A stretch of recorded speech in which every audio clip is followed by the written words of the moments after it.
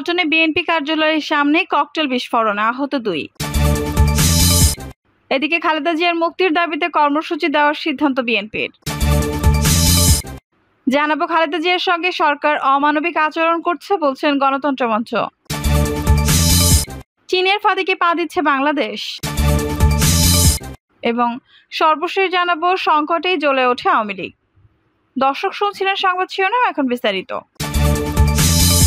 পল্টনে BNP কার্যালয়ের সামনে cocktail বিস্ফোরণ, আহত 2। রাজধানীর নয়াপল্টনের বিএনপির কেন্দ্রীয় কার্যালয়ের সামনে 4টি ককটেল বিস্ফোরণের ঘটনা ঘটেছে। এতে 2 পথচারী আহত হয়েছেন। পল্টন থানার পরিদর্শক তদন্ত সেন্টু মিয়া সমকালকে বলেন, কমিটি গঠন সংক্রান্ত কোনো কারণে বিএনপি কার্যালয়ের সামনে নেতাকর্মীদের ভিড় ছিল, তবে কোনো সংঘর্ষ বা গোলমালের খবর পাওয়া যায়নি। এরই মধ্যে কে বা কারা কয়েকটি ককটেলের বিস্ফোরণ ঘটায়।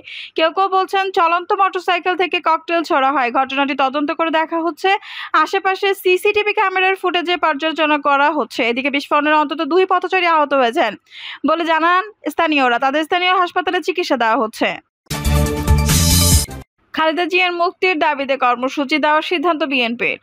হাসপাতালে চিকিৎসাধীন বিএনপি চেয়ারপারসন খালেদা জিয়ার মুক্তির দাবিতে নতুন করে আন্দোলন কর্মসূচি দেবে বিএনপি। দলটির মহাসচিব মির্জা ফখরুল ইসলাম আলমগীর বলেছেন, সোমবার রাতে দলের স্থায়ী কমিটির বৈঠক হয়েছে। বৈঠক দেশ নেত্রী মুক্তির দাবিতে আন্দোলন গড়ে তোলার সিদ্ধান্ত হয়েছে। বুধবার সেই কর্মসূচি ঘোষণা করা হবে। খালেদা জিয়ার বর্তমান শারীরিক অবস্থা জানতে চাইলে মির্জা ফখরুল বলেন, আজকে সকালে আপডেট হচ্ছে তার শারীরিক অবস্থা এখন স্থিতিশীল। গতকাল তাকে কেবিনেটে স্থানান্তর করা হয়েছে। আসলে ম্যাডাম সিসিইউতে মানিয়ে নিতে পারছেন না, সে কারণে সিসিইউর সব সুবিধা রেখে তাকে কেবিনে নেওয়া হয়েছে। মির্জা ফখরুল বলেন, স্থায়ী কমিটির সবাই খালেদা জিয়ার স্বাস্থ্যের অবনতিতে গভীর উদ্বেগ প্রকাশ করা হয়। তার রোগ মুক্তির জন্য আল্লাহর কাছে দোয়া প্রার্থনা করা হয়। খালেদা জিয়াকে পরিকল্পিতভাবে মিথ্যা মামলায় সাজা দিয়ে রাজনীতি থেকে দূরে সরিয়ে দেওয়ার লক্ষ্যে এই অবৈধ সরকার হীন চক্রান্ত করছে বলে মন্তব্য করেন মির্জা ফখরুল। তিনি বলেন, শুধুমাত্র রাজনৈতিক প্রতিহিংসার কারণে দেশনেত্রীকে বন্দী করে রাখা হয়েছে, যা সম্পূর্ণ বেআইনি এবং সংবিধান বিরোধী। এই মামলায় জামিন পাওয়া তার সাংবিধানিক অধিকার। খালেদা জিয়া দীর্ঘদিন ধরে বিভিন্ন জটিল রোগে ভুগছেন জানিয়ে ফখরুল বলেন, চিকিৎসকরা তার উন্নত চিকিৎসার জন্য বিদেশে পাঠানোর সুপারিশ করেছেন। দলের পক্ষ থেকে তাকে মুক্তি দিয়ে বিদেশে পাঠানোর দাবি জানানো হয়েছে। এমনকি পরিবারের পক্ষ থেকে 2 বার তার বিদেশে চিকিৎসার অনুমতি চাওয়া হয়েছে। কিন্তু অবৈধ সরকার তার ক্ষমতাকে চিরস্থায়ী করার লক্ষ্যে দেশনেত্রীকে হত্যার উদ্দেশ্যে উন্নত চিকিৎসা থেকে বঞ্চিত করেছে। খালেদা জিয়ার সঙ্গে সরকার অমানবিক আচরণ করছে বলছেন গণতন্ত্র মঞ্চ। বিএনপি চেয়ারপারসন খালেদা জিয়া চিকিৎসকদের পরামর্শ উপেক্ষা করে সরকার তার প্রতি অমানবিক ও অসাংবিধানিক আচরণ করছে বলে অভিযোগ গণতন্ত্র মঞ্চের। এক বিবৃতিতে এই অভিযোগ করেন মঞ্চের নেতারা। তারা বলেন, খালেদা জিয়া শারীরিকভাবে গুরুতর অসুস্থতার চিকিৎসকদের জন্য গঠিত মেডিকেল বোর্ডে একাধিকবার পরামর্শ দিয়েছে যে খালেদা জিয়া এখন জীবন মৃত্যুর সন্ধিক্ষণে। দেশে তার উন্নত চিকিৎসার সুযোগ নেই, ফলে খালেদা জিয়াকে বাঁচাতে হলে দেশে উন্নত চিকিৎসার জন্য পাঠানো জরুরি। কিন্তু সরকার চিকিৎসকদের পরামর্শ উপেক্ষা করে খালেদা জিয়ার প্রতি অমানবিক ও অসাংবিধানিক আচরণ করছে। দলীয় সংকীর্ণ দৃষ্টিভঙ্গি ও প্রতিহিংসা পরায়ণ মনোভাব পরিহার করে সরকারকে খালেদা জিয়ার উন্নত চিকিৎসা নিশ্চিত করতে বিদেশে পাঠানোর দাবি জানাচ্ছে, অন্যথায় সরকার দায় এড়াতে পারবে না। নেতারা আরো বলেন, দেশের একজন শীর্ষ রাজনৈতিক, একজন সাবেক প্রধানমন্ত্রী, বয়োজ্যেষ্ঠ নাগরিক, একজন নারী হিসেবে উপরন্ত একজন জেলবন্দী ব্যক্তির যথাযথ সুবিধা পাওয়া ন্যূনতম মানবাধিকারের অংশ। তার মৌলিক অধিকার ও ন্যায় বিচার নিশ্চিত করা এবং প্রয়োজন হলে বিদেশের চিকিৎসার সুযোগ করে দেওয়া সরকারের দায়িত্ব, কর্তব্য। জামিনে মুক্তি পাওয়া তার নাগরিক অধিকার। কাজে অবিলম্বে খালেদা জিয়া বিদেশে উন্নত চিকিৎসার সুযোগ দেওয়ার জন্য সরকারকে উদ্যোগ নেওয়ার আহ্বান জানাচ্ছি। চীনের ফাঁদে পা দিচ্ছে বাংলাদেশ। ভারত সফরের রেশ কাটতে না কাটতে আগামী 9 জুন চীন সফরে যাচ্ছেন প্রধানমন্ত্রী শেখ হাসিনা। চীন সফরে অর্থনৈতিক এবং বাণিজ্যিক গুরুত্বপূর্ণ বিষয় নিয়ে আলোচনা হবে এবং একাধিক চুক্তি স্বাক্ষরিত হবে বলে পররাষ্ট্র মন্ত্রণালয়ের দায়িত্বশীল সূত্রগুলো মনে করছে। চীন বাংলাদেশের সঙ্গে অর্থনৈতিক সম্পর্ককে এগিয়ে নিয়ে যেতে বদ্ধপরিকর। আর এ কারণে চীনের সঙ্গে বাংলাদেশের গত এক যুগে সম্পর্কে ব্যাপক উন্নতি ঘটেছে। বাংলাদেশের বড় বড় সমস্ত উন্নয়ন প্রকল্পগুলোতে চীনের অংশগ্রহণ অথবা অংশীদারত্ব রয়েছে। তবে এবারে চীন সফর নানা কারণে অত্যন্ত গুরুত্বপূর্ণ। অর্থনৈতিক এবং বাণিজ্যিক কারণে এই চীন সফর হলেও এর রাজনৈতিক অবদানও কম নয়। প্রধানমন্ত্রী চীন সফরকে নিয়ে ভারত ও মার্কিন যুক্তরাষ্ট্র আগ্রহ করে যাচ্ছে। সেখানে কি সেটা পর্যবেক্ষণ করতে চায় ভারত এবং মার্কিন যুক্তরাষ্ট্র। কূটনৈতিক বিশ্লেষকরা মনে করছেন যে প্রধানমন্ত্রী শেখ হাসিনা চীন সফর ভারত চীনের যে ভারসাম্য কূটনীতি বাংলাদেশ অনুসরণ করে চলেছে তার একটি বহিঃপ্রকাশ।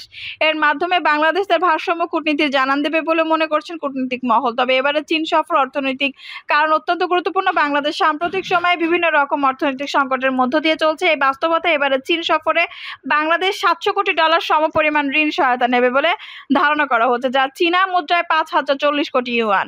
এই ঋণ সহায়তার মধ্যে বাণিজ্য সহায়তা $500 কোটি এবং বাজেট সহায়তা $200 কোটি হতে পারে বলে জানা গেছে। চীন সফরে 9 জুলাই চীনের প্রধানমন্ত্রী লি কিয়াং এর সঙ্গে বৈঠক করবেন প্রধানমন্ত্রী শেখ হাসিনা। এই সফরে নানা কারণে গুরুত্বপূর্ণ। এই সফরের ফলে একাধিকে যেমন বাংলাদেশে তার অর্থনৈতিক সংকট মোকাবেলার ক্ষেত্রে একটা বড় ধরনের সহায়তা পাবে। বাংলাদেশের বৈদেশিক মুদ্রার রিজার্ভ এখন ক্রমশ কমে যাচ্ছে, যদিও এবার ঈদের সময় রেমিটেন্স প্রবাহের কারণে বৈদেশিক মুদ্রার রিজার্ভের কিছুটা অগ্রগতি হয়েছে, তবে সেটি আশাবাঞ্ছক নয়। $700 কোটি ঋণ সহায়তা বাংলাদেশের অর্থনীতিতে একটি নতুন প্রাণ স্পন্দন সৃষ্টি করবে বলে অনেকে মনে করছেন। পাশাপাশি চীনের এই সফরের ক্ষেত্রে রাজনৈতিক তাৎপর্য ও অত্যন্ত গুরুত্বপূর্ণ। সাম্প্রতিক সময় বিশ্বে এক ধরনের মেরুকরণ চলছে। মার্কিন যুক্তরাষ্ট্র মধ্যপ্রাচ্যে প্রায় নাস্তানাবুদ হয়ে গেছে। আফ্রিকার দেশগুলোতে চীনের আধিপত্য প্রতিষ্ঠিত হয়েছে। এরকম অবস্থা চীন বাংলাদেশের উপর কতটুকু প্রভাব বিস্তার করবে তার একটা ইঙ্গিত পাওয়া যাবে এবারের সফরে। উপমহাদেশেও ভারত চীনের কাছে কোণঠাসা হয়ে পড়েছে। মালদ্বীপ, শ্রীলঙ্কা, এমনকি নেপাল এখন চীনের প্রতি বেশি অনুগত। পাকিস্তান চীনের ঋণের জালে বন্দী হয়ে গেছে। এই উপমহাদেশ চীনের কৌশল যদি গভীরভাবে পর্যবেক্ষণ করা যায় তাহলে দেখা যাবে যে চীন অর্থনৈতিকভাবে সহায়তা দিয়ে রাজনৈতিক কর্তৃত্ব প্রতিষ্ঠা করেছে বিভিন্ন দেশে। এটিকে বলা হচ্ছে চীনাফাদ। বাংলাদেশ কি এই চীনাফাদে পা দেবে, এই নিয়ে কূটনৈতিক মহলে নানা রকম আলোচনা চলছে। তবে বাংলাদেশের পররাষ্ট্র মন্ত্রণালয় বলছে বাংলাদেশ কখনোই চীনাফাদে পা দেবে না। এখনো বাংলাদেশে যে ঋণ গ্রহণের হার তাতে চীনের হিস্সা অনেক কম। বাংলাদেশ বিশ্ব ব্যাংক, এডিবি সহ বিভিন্ন দাতা সংস্থার কাছ থেকে ঋণ নিচ্ছে, আর বাংলাদেশ কখনো ঋণ পরিশোধে খেলাপি হয়নি। চীনের সঙ্গে বাংলাদেশের সম্পর্ক পুরোপুরি অর্থনৈতিক এবং বাণিজ্যিক বলে মনে করছেন কূটনৈতিক মহল। এবার প্রধানমন্ত্রী চীন সফরের পর আসলে বোঝা যাবে বাংলাদেশ নিয়ে চীনের কৌশল আসলে কি। সংকটে জ্বলে ওঠে আওয়ামী লীগ। 75 বছর পূর্ণ করতে যাচ্ছে আওয়ামী লীগ। এই উপমহাদেশে একটি রাজনৈতিক দলের 75 বছর পূর্ণ করা একটি বিরল ঘটনা। এই 75 বছরে আওয়ামী লীগ ক্ষয়িঞ্চু হয়নি, অস্তিত্বের সংকটে ভোগেননি, বরং ক্রমশ যেন আরো উজ্জ্বল এবং দীপ্ত হয়ে উঠেছে। বাংলাদেশের রাজনীতিতে আওয়ামী লীগ এখন অপরিহার্য একটি নাম। আওয়ামী লীগ গত 75 বছরে বারবার বিভিন্ন সংকট এবং চড়াই উচ্চয়ের মধ্য দিয়ে গেছে এবং এই প্রতিকূলতা মোকাবেলা করে আজকের অবস্থানে অটুট রয়েছে।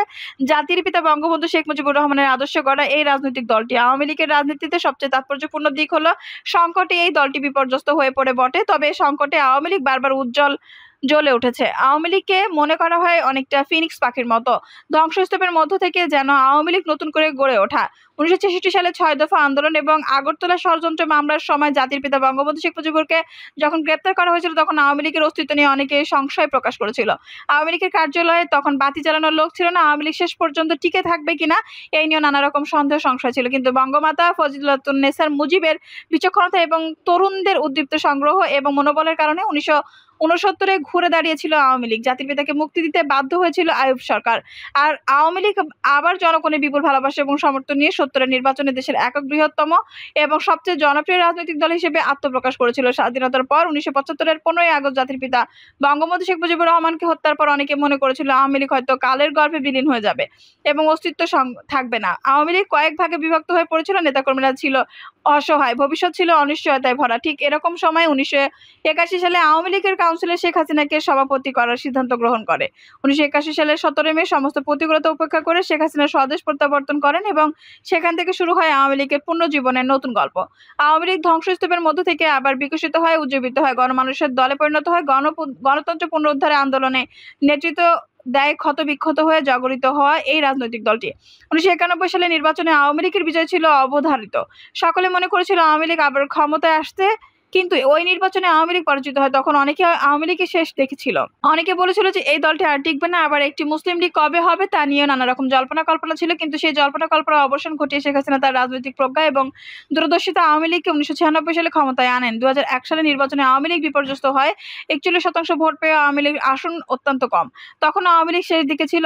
অনেকে বলেছিল এই দলটি আর টিকবে না, আওয়ামী লীগ আস্তে আস্তে বিলীন হয়ে যাবে। কিন্তু 2001 এসে নাটকীয় নির্যাতন নিপীড়নের পরও আওয়ামী লীগ ঘুরে দাঁড়িয়েছিল। 2004 সালে 21 আগস্ট গ্রেনেড হামলার মাধ্যমে আওয়ামী লীগকে নিঃশেষিত করে দেওয়ার চেষ্টা করা হয়েছিল। শেখ হাসিনাকে হত্যার মাধ্যমে আওয়ামী লীগকে অস্তিত্ববিহীন এবং আওয়ামী লীগের শেকড় উপড়ে ফেলার চেষ্টা করা হয়েছিল। কিন্তু 21 আগস্ট গ্রেনেড হামলার পর অলৌকিকভাবে শেখ হাসিনা ভেস্তে যায় সেই পরিকল্পনা। 2007 সালে 1/11 সময় মাইনাস ফর্মুলা দেওয়া হয়েছিল। সেই ফর্মুলার মাধ্যমে শেখ হাসিনাকে রাজনীতি থেকে নির্বাসনে পাঠানোর ষড়যন্ত্র করা হয়েছিল, কিন্তু সেই ষড়যন্ত্র প্রতিহত করেন শেখ হাসিনা এবং তার বিশ্বস্ত সহচররা।